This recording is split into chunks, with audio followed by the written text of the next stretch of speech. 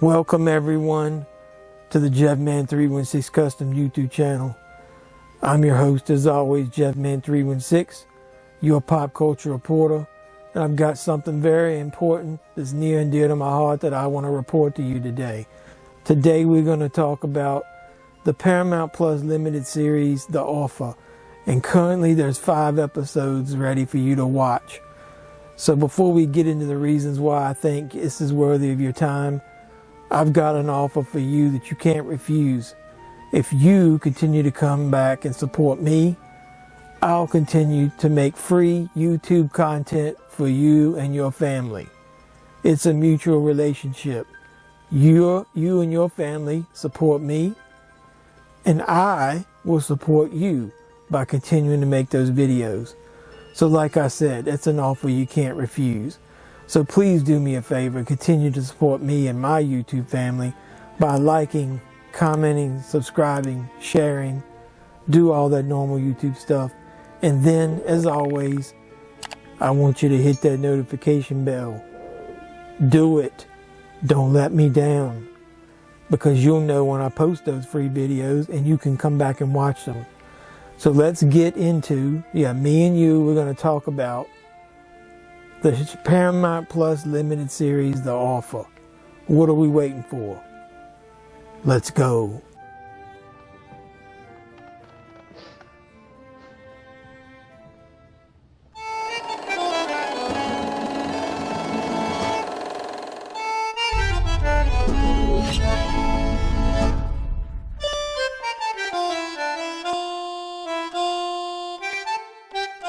So what's up everybody, welcome back to the channel and welcome back to what's going to be me talking about the Paramount Plus limited series, The Offer.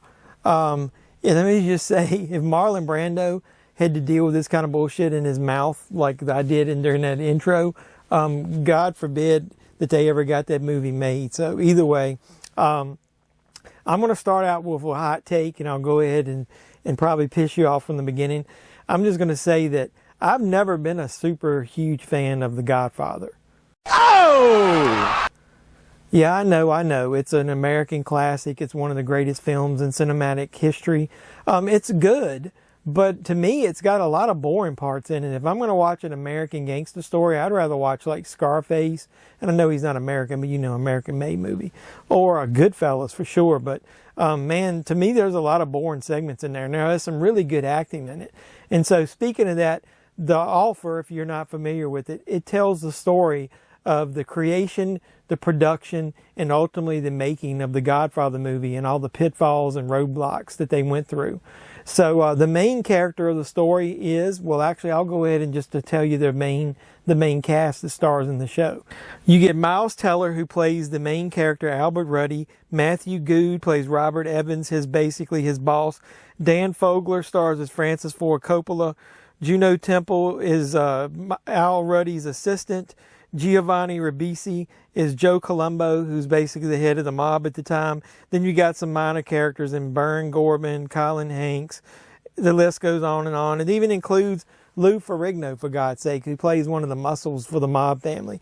But so I'm not going to spoil The Offer because I want you to see it. But what I want to do is tell you about my experience watching it.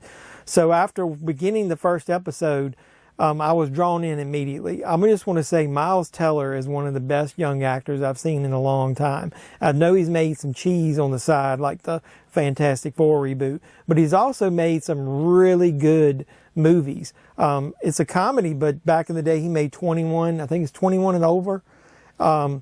That's good. But I really remember seeing him and being impressed with him for the first time in Whiplash. So if you haven't seen that movie's amazing. You should check that out.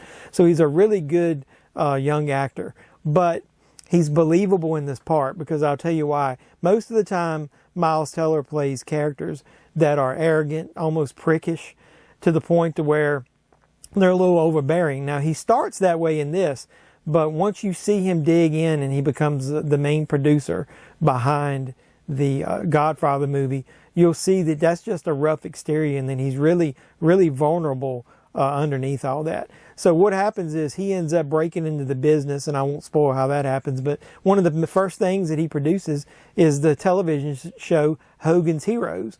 Now, Hogan's Heroes was a big hit. It was unexpected, and so he got him his producer gig at Paramount Pictures. And after Flop as his first movie, they threw him another bone and gave him The Godfather. And so let's just say, if this television show shows a piece of what it takes to get a movie made, there is no way that I don't think I could survive that. It's ruthless. It's unrelenting. It's everybody cutthroat, going after each other, everybody out for themselves. But Miles Teller plays Al Ruddy, and to me, he's a different type of producer.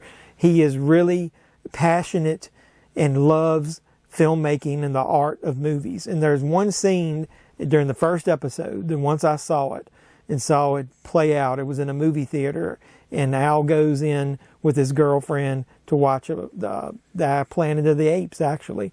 And they show some clips of it, but at the very end, when he reacts to it, and then the speech or monologue, if you want to call it, that he gives in the empty theater telling about his passion for movies, it had me hooked right then and there. This is what it's all about. You got 300 people all watching the same thing, reacting in real time, just feeding off each other. So his boss is named Robert Evans. Now, he is more ruthless and cutthroat and is really in, you think, for just the money. And then there's a similar scene with him in it, where he shows about his passion for the movie industry and how it basically hooked him in and won't let go. I went in, the lights go down, audience gets quiet, reverent, like we're in a place of worship. And everybody glued to the screen. It was magic. Real magic. I mean, I knew right that this was my calling. So after seeing both of these scenes, I was just hooked myself. And I will tell you this, that there's only been a few television shows in the history of TV that I wanted to watch every week and was hooked and just couldn't think about missing. Now, the first 3 episodes aired and came on at the same time. And instead of giving you the whole 10-episode limited series, what they're doing is they showed you the first 3, and then every week it looks like they're releasing a new one. And I'll tell you this, it's one of the first shows that as it's been playing, I'm not watching the clock. I'm so enthralled in it. I love it. It gets to the point where when it goes off, I'm like, damn, I'm ready for the next one already. So I almost am sort of glad they're doing it that way so you can stretch it out and enjoy it longer. But I almost wish that they had it to where you could just go ahead and, stream them all one right after another. So I think through June, if you looked at my Paramount Plus recommendation video, I was telling you the Target 30 would get you 30 free days of Paramount Plus. And what happened was I didn't even think this show would be any good. And right when I was getting ready to cancel Paramount Plus, I saw this was going to debut.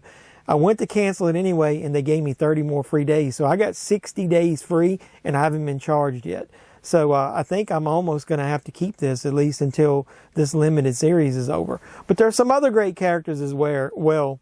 The actor Dan Fogler plays Francis Ford Coppola, and I think he is one of the most mysterious characters, because I thought Francis Ford Coppola had like this air about him that he was, this Hollywood mogul or whatever. And he's really the total opposite if he's anything like the character they're portraying in here. He's really keeps to himself. He wants what he wants. When he doesn't get it, he pouts.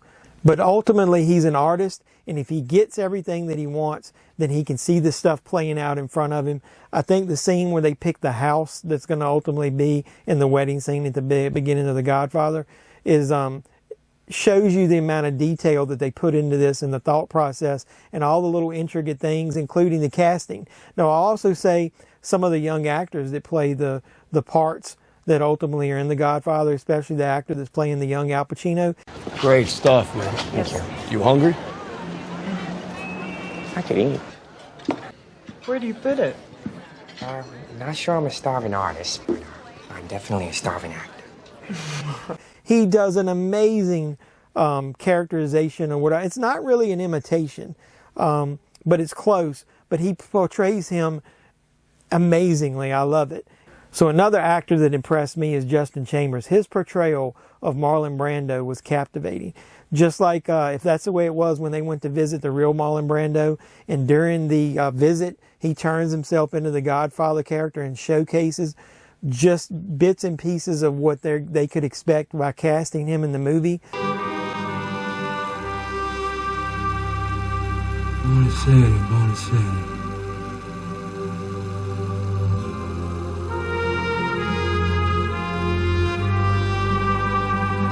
I was just as overwhelmed by his performance as they probably were with the real Marlon Brando.